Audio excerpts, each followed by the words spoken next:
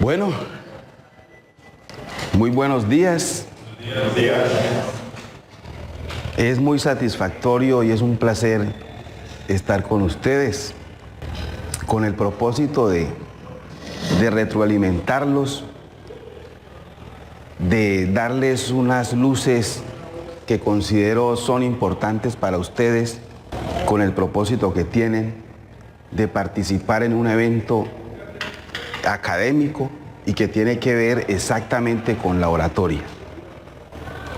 Como bien lo decía la profesora ahora, tengo un semillero de investigación que se llama Justicia Constitucional, adscrito al grupo de investigación de CIJUPRO, que significa Democracia, Justicia y Procesos Constitucionales, y que afortunadamente ya de ser reconocido por el Ministerio de Ciencias y de la Tecnología, ya ha sido categorizado en el grupo C.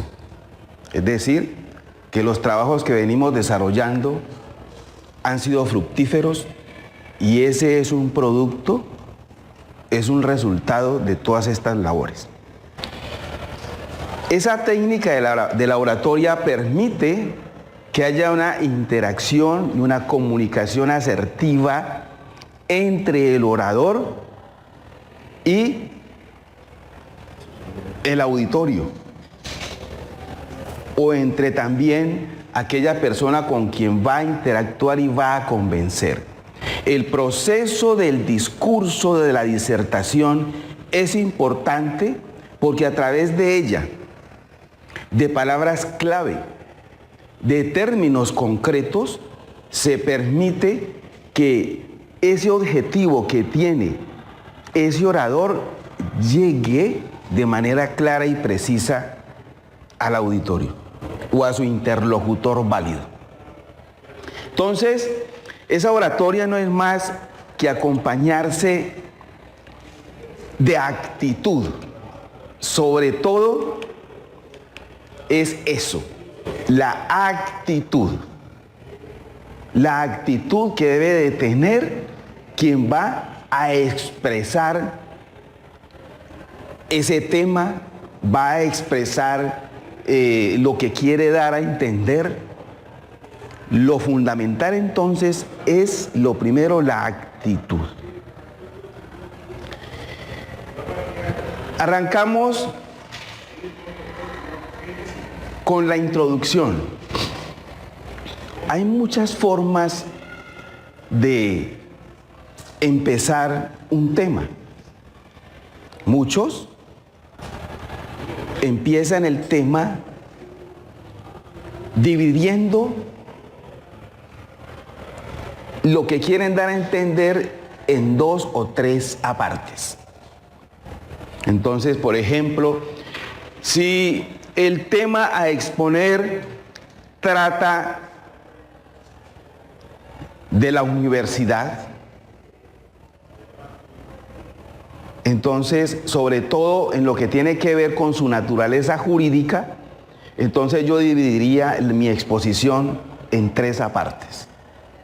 El primero es su naturaleza y objeto. El segundo es su competencia. Y el tercero es la conclusión. Es decir, que esa sería la introducción al temario que yo considero voy a dar a conocer en esa actividad académica. Luego nos indica de práctica, práctica y práctica. Esto es fundamental, porque el ejercicio de la disertación en la oralidad tiene que ver y se enfoca a estar constantemente practicando. Es decir, que yo no voy a hacer mi disertación sin antes haberme preparado. Eso es fundamental. Entonces, si yo ya sé cuál es el tema a exponer, bien sea individual o en grupo, entonces yo me ejercito en mi casa, en un sitio donde se pueda hacer esa clase de ejercicio. Me pongo frente a un espejo y empiezo a observarme yo mismo cómo manifiesto y expreso mis ideas. Eso es fundamental, la práctica.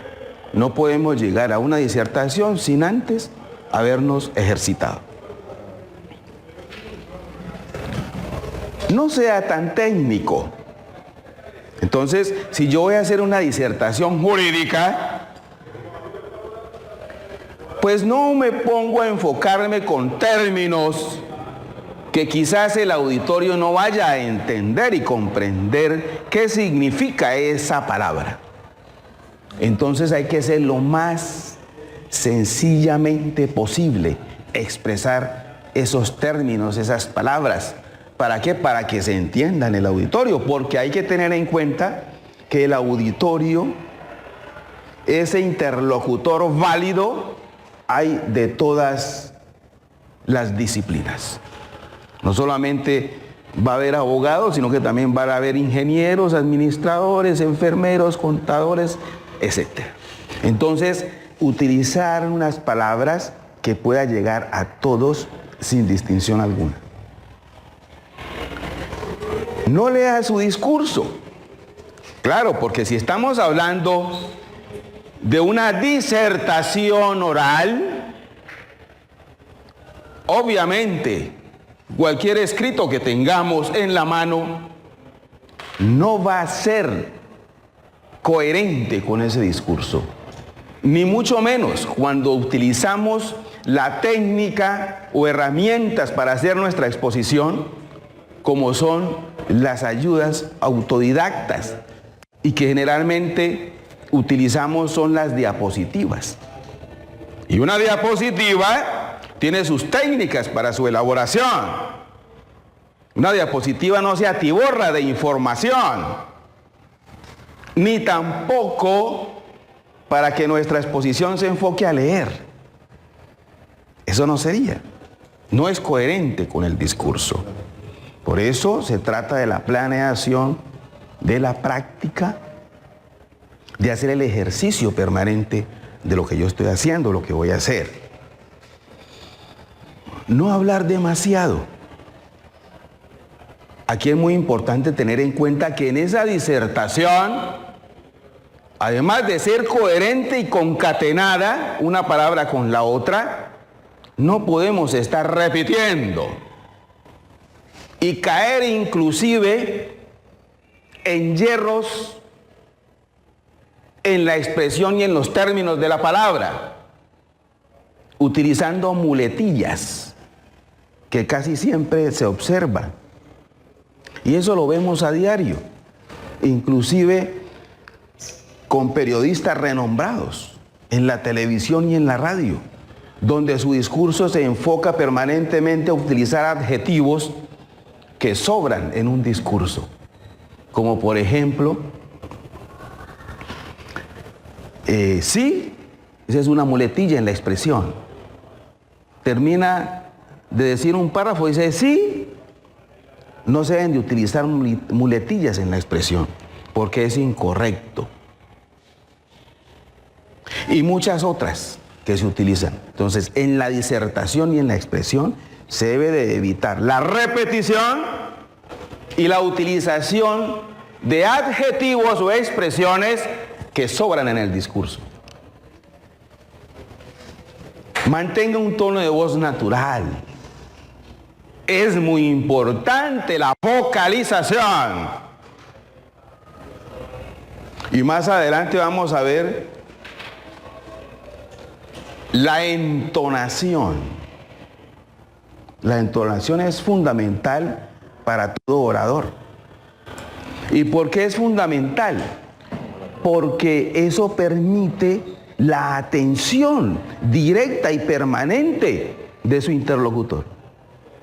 Porque cuando es una voz plana o es un discurso plano, la gente se duerme.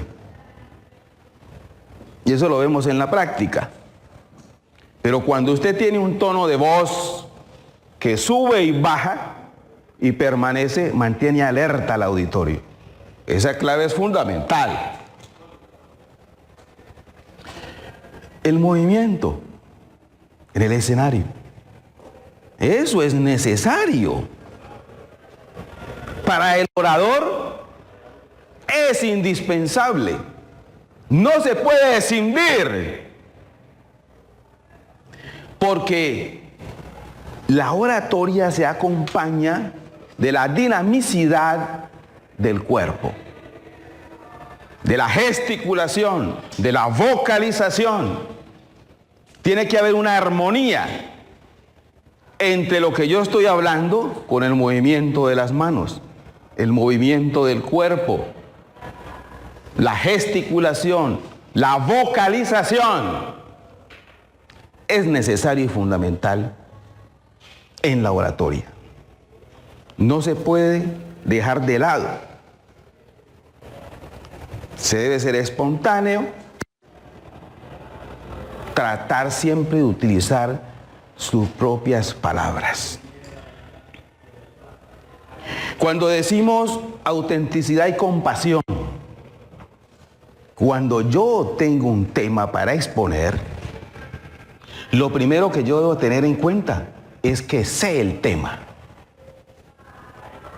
El saber el tema permite tener seguridad en la exposición.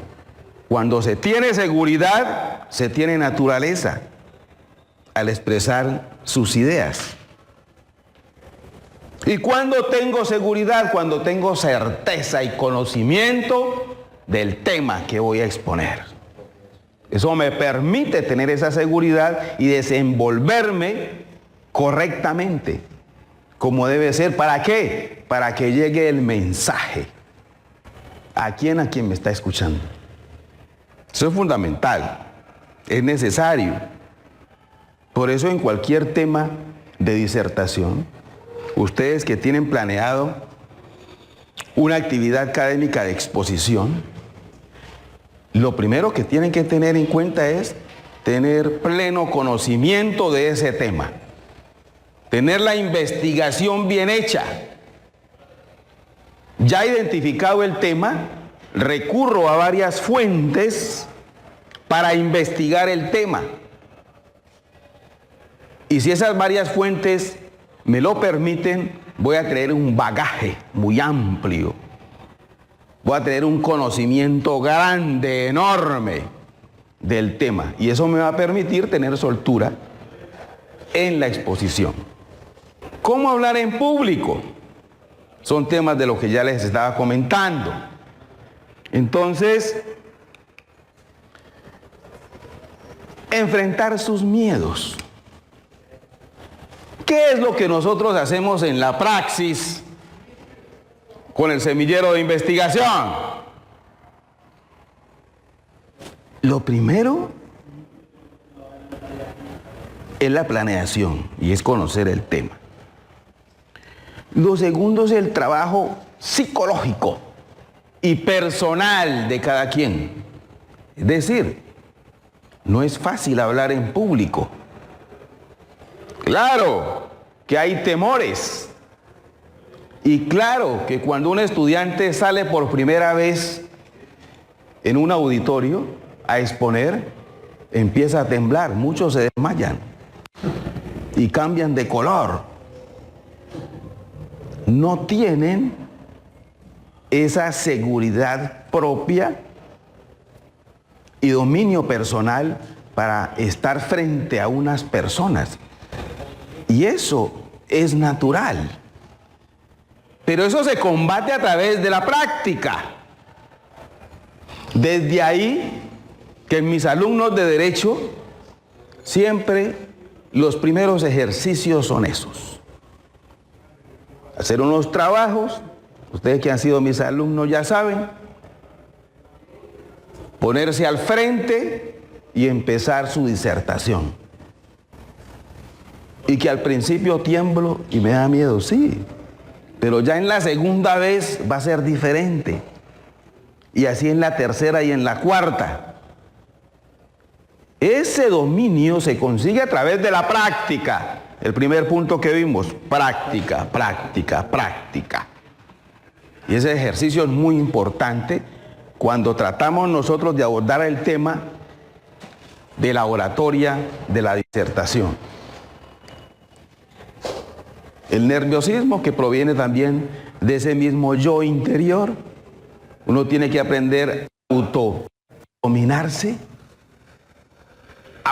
ser consciente, y no se les olvide algo muy importante.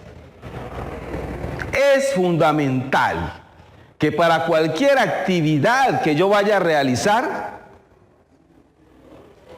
lo quiera hacer. Cuando usted hace las cosas con amor, con querer, su resultado es óptimo, es positivo. Póngale amor a las cosas para hacerlas y lo logra. Pero si usted lo hace por cumplir, por hacerlo, y no le pone el sentimiento del querer, no va a ser tan bueno el resultado. Eso es fundamental. Y si ustedes están aquí en este semillero, es porque quieren, es porque les gusta y es porque quieren llegar. Ese es el primer ingrediente importante para esto. Dejar de lado el perfeccionismo.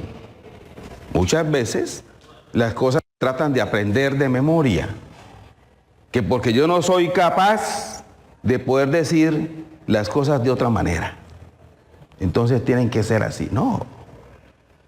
En la oratoria es importante, en el discurso es importante que ustedes o que el orador tenga las palabras concisas, precisas y claras al momento de expresarlas.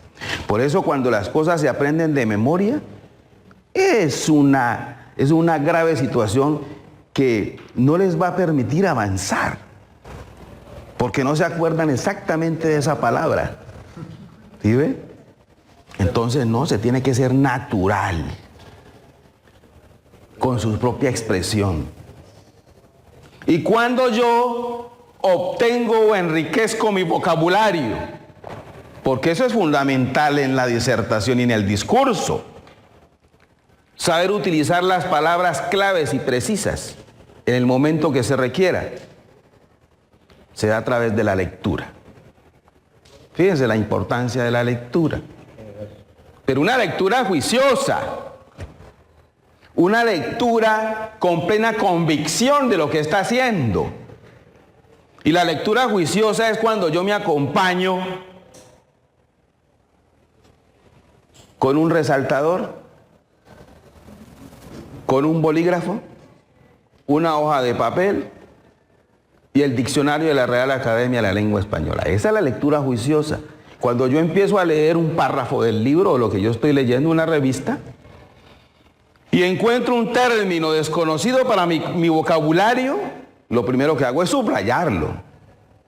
E inmediatamente me voy y lo escribo. Y apenas lo escribo me voy al diccionario y verifico qué quiere decir. Ahí aprendí una palabra, aprendí un término. Y eso me va a enriquecer mi vocabulario, de tal manera que cuando yo estoy en la disertación, lo utilizo. Porque acuérdense que el idioma más difícil que existe en el mundo es el español. Es nuestro idioma oficial. ¿Y por qué? Porque hay muchos sustantivos, muchos verbos, muchos adjetivos, palabras que se escriben lo mismo y tienen diferentes significados. O se pronuncian lo mismo y su significado es diferente. Por eso es difícil nuestro idioma. Además de las reglas de la gramática para tener ortografía. Entonces eso es fundamental. La autoestima es necesaria Acuérdense, si yo quiero, lo logro. Si yo tengo esa convicción de amar lo que estoy haciendo y si me comprometí a participar en una actividad académica a través del discurso, lo voy a hacer bien, porque estoy convencido de eso. No siga un guión. Eso es tan importante en el discurso.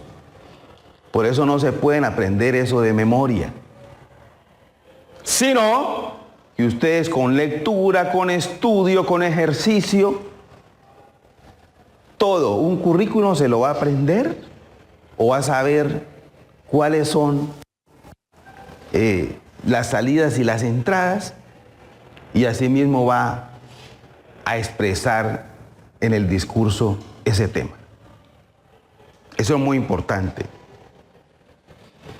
Y la preparación importa, claro que importa, que yo les estoy diciendo. Yo no puedo presentarme a un tema de discusión si no lo he preparado previamente. Eso lo tengo que tener claro. Miremos entonces ese ejercicio que ustedes tienen, para que ustedes se fijen cómo lo van a hacer. ¿Ah? ¿Cómo lo van a hacer? ¿Con todo lo que les dije anteriormente? Entonces ya vamos a hacer de cuenta que ustedes están en el escenario. Que ustedes están en el escenario. Entonces, el tema trata del río Atrato, sujeto de derecho, ancestralidad y cultura. ¿Y de dónde entonces se deriva ese temario tan trascendental e importante, no solamente para el departamento del Chocó, ni para Colombia, sino también para el mundo entero? Porque se trata de una persona jurídica, pero no humana. Pero no humana, porque siempre se ha concebido que quien tiene derechos fundamentales son las personas. Pero ha sido tan trascendental que a través de una decisión judicial, porque ni siquiera el legislador, que es el encargado de hacer las leyes, sino a través de un juez colectivo, se produjo esta declaración que un ser que no es humano es sujeto de derechos fundamentales. Y entonces empieza el relato. ¿Y por qué se da y por qué se declara ese derecho? Es donde un ser que no siendo humano se le dice es persona jurídica y a usted se le están violando derechos fundamentales que tienen que ver con la relación del agua, de la vida, del territorio. Y por eso entonces se declara de esa manera. ¿Y por qué? Porque las cosas resultan de acuerdo al problema. ¿Y cómo? Todos y todas las personas afectadas a orillas del río Atrato, durante décadas, durante años, afectados directamente en su propia vida, en su propia dignidad humana, en su propia violación de los derechos fundamentales, y acudiendo permanentemente a la justicia, nunca tenían eco. Hasta que en el 2016 las comunidades ribereñas, afro e indígenas, se reúnen y reclaman sus derechos. Y los exigen ante la misma justicia.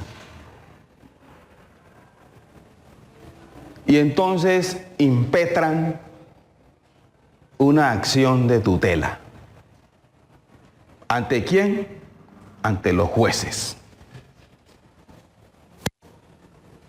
Impetran una acción de tutela ante los jueces diciendo: señores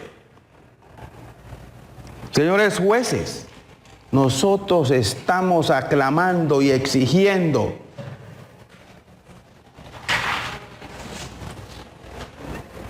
que esos derechos que nos están afectando sean resarcidos, sean protegidos a través de hoy y del mañana. Entonces resulta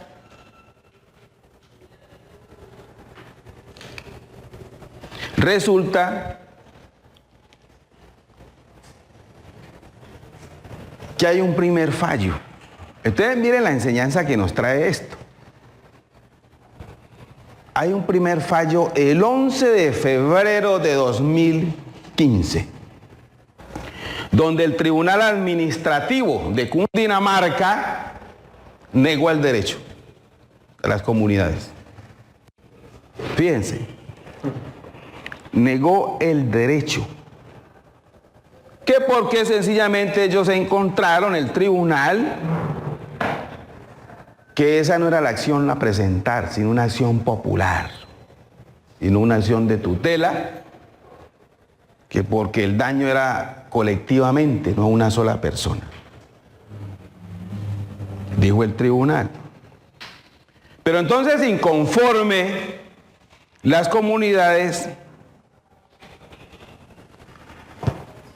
impugnaron, es decir, lo recurrieron, es decir, interpusieron otro recurso para que lo conocieran unos jueces más altos que el tribunal.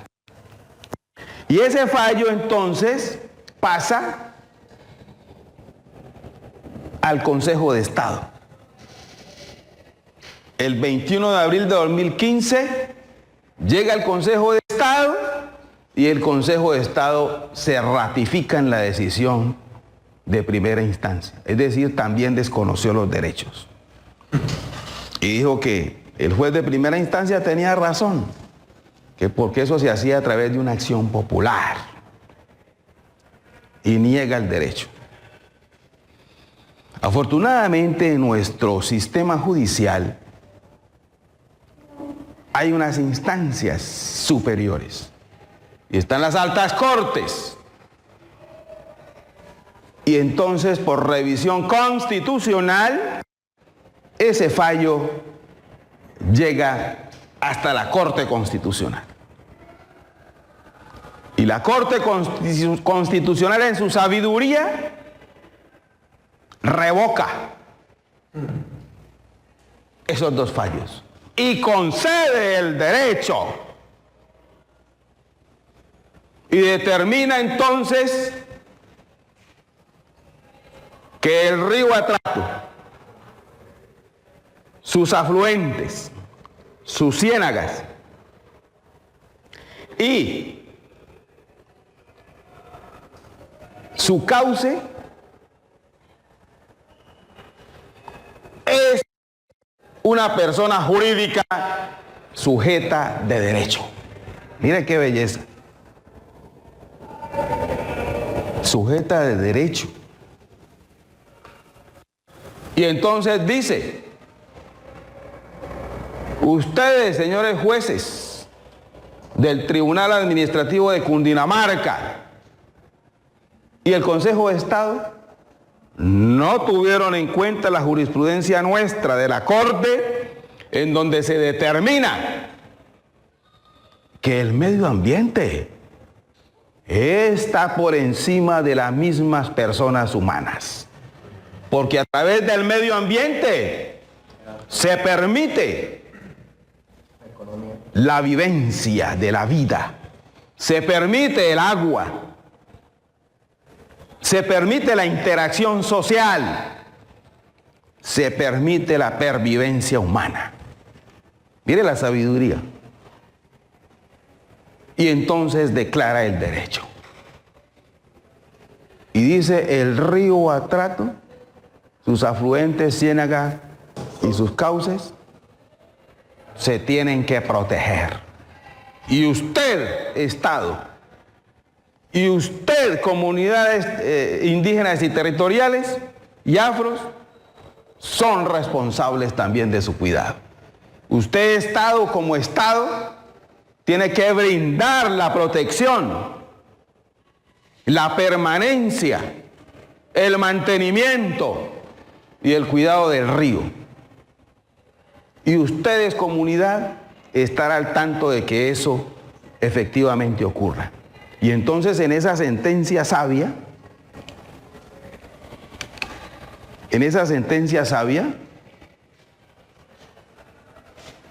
determina varias situaciones y es donde ustedes van a entrar. Primero, la elaboración de un plan contingente para atender el problema del río Atrato. Y segundo, el establecimiento de un organismo que es a través de las veedurías ciudadanas y a través de la responsabilidad de las entidades del Estado. Entonces ahí es donde se establece los guías, los vigías, para que se atienda lo ordenado por la Corte. Y además establece esas tres situaciones que se pueden concluir de la siguiente manera. La primera, el reconocimiento del derecho. La segunda, el diseño y ejecución del plan. Y la tercera, el medio de control. Entonces dijo también en la sentencia que para que se verifique que las órdenes dadas a través de esa sentencia se cumplan, entonces entrarán a vigilar y controlar los organismos del Estado como la Procuraduría General de la Nación, la Defensoría del Pueblo, la Contraloría General de la República y el Ministerio del Medio Ambiente. Y todos ellos acompañados por las organizaciones afro y las organizaciones indígenas, establecidas en la zona de influencia del río Atrato. Esas fueron las tres órdenes. Ahora, ¿hace cuánto se dio la sentencia? En el 2016. ¿En qué año estamos? ¿Cuántos años han corrido? 9 años. ¿Y ustedes consideran que el río Atrato se sanó? No. Seguimos aquí, incluso hasta peor. Pues. Exacto. Entonces el trabajo de ustedes, además de lo que expusimos, es verificar en esos 9 años qué ha pasado, qué ha ocurrido con estas autoridades y llamar la atención departamental, nacional e internacionalmente. Es un trabajo muy bonito. Bueno, si tienen preguntas. Al principio hablábamos de técnicas fáciles de adoptar para el tema de la oralidad y entre unas de esas estaba la actitud y quería saber cuál otra técnica podría ser válida para el tema de la oralidad. Bueno, dentro de las técnicas que yo les dije está la psicológica. Y la psicológica tiene que ver con el convencimiento propio de cada quien para abordar la exposición. Y cuando yo digo el conocimiento propio es que tenga certeza de lo que va a exponer, que sepa lo que va a exponer, es decir, estar lo suficientemente preparado, con pleno conocimiento del tema. Eso es lo primero, porque eso le va a permitir lo siguiente, y lo siguiente es la tranquilidad en la exposición, la confianza. La confianza. Y la confianza le permite a usted tener desenvolvimiento en el auditorio. Eso es importante. Conocimiento del tema, pleno conocimiento del tema. Eso le permite y le inmiscuye en su actividad personal, psicológica. Porque como yo sé el tema, yo sé que no me voy a equivocar.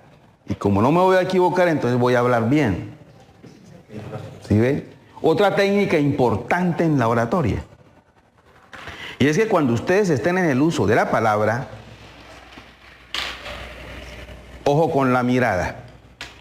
La mirada siempre debe ser a los ojos del auditorio, a los ojos de cada quien del interlocutor que está al frente mío. Eso le permite seguridad. El mirar hacia el piso, el mirar hacia arriba y nunca fijarse en los ojos de los demás, le ocasiona inseguridad y que va a afectar su exposición. Porque en el momento preciso que usted mire a una persona, se le va a olvidar las cosas. Y hasta ahí llegó la exposición. Entonces, es fundamental siempre tener la vista en el auditorio, en las personas, y eso le permite a usted tener seguridad, y eso le permite a usted dominar al público, que es muy importante. Dominar al público. Yo domino al público cuando lo miro a los ojos.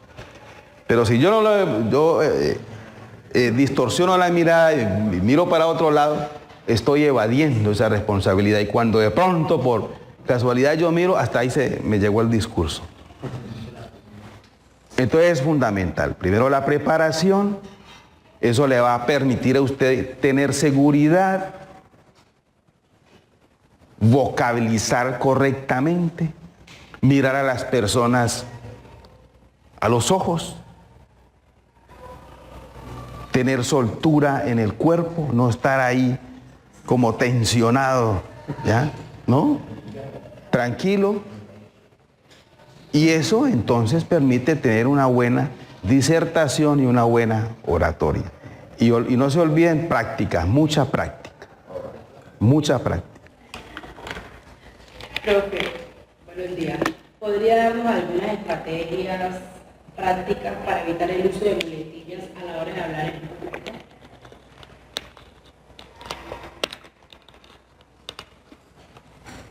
Correcto. Cuando yo no uso muletillas. No uso muletillas